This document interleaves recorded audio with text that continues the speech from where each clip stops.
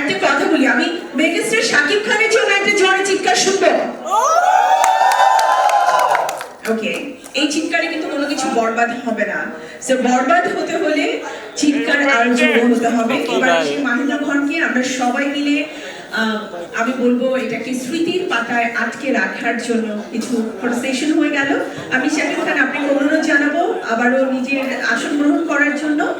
যে কোনো পণ্য স্বাভাবিকভাবে আমাদের কাছে মনে হতে পারে সেটি হালাল। এজ এ মুসলিম প্রধান দেশ হিসেবে মুসলিম এথিক্স অনুযায়ী আমাদের মনে হতে পারে সব পণ্যই বোধহয় হালাল, কিন্তু বিজ্ঞানের এই যুগে একটা পণ্য তৈরি করতে যে সকল উপাদানগুলো ব্যবহৃত হয় এটি বিশ্বের বিভিন্ন দেশ থেকে আমাদের আমদানি করতে হয়।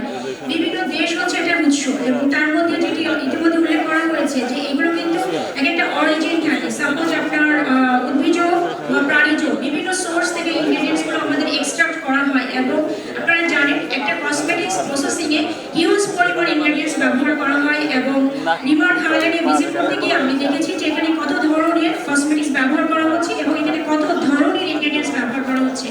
এগুলোর সোর্স আইডেন্টিফাই করে তার হালাল নিশ্চিত করাটা সো মাচ চ্যালেঞ্জিং ছিল।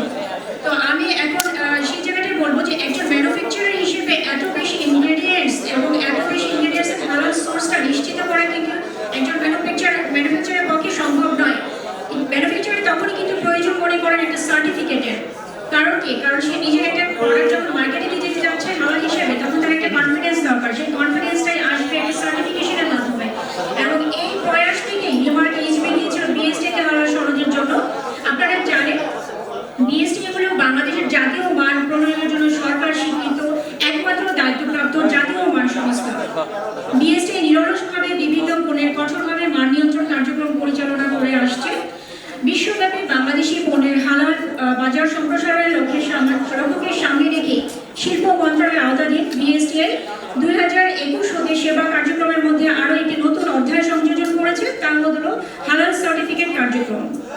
বিএসটি হালাল প্রবিধানমালা 2021 অনুযায়ী হালাল সার্টিফিকেশন কার্যক্রম শুরু করেছে।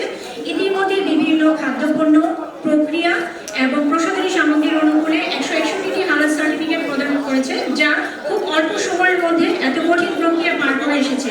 তার মধ্যে প্রসাধনী সামগ্রীর অনুকূলে রিমার্ক এইচবি লিমিটেড হলো সর্বপ্রথম হালাল সার্টিফিকেট প্রাপ্ত প্রথম প্রতিষ্ঠান প্রসাধনী সামগ্রীর অনুকূলে, যা একেবারে রিমার্ক এইচবির জন্য খুব বেশি সহজ ছিল না।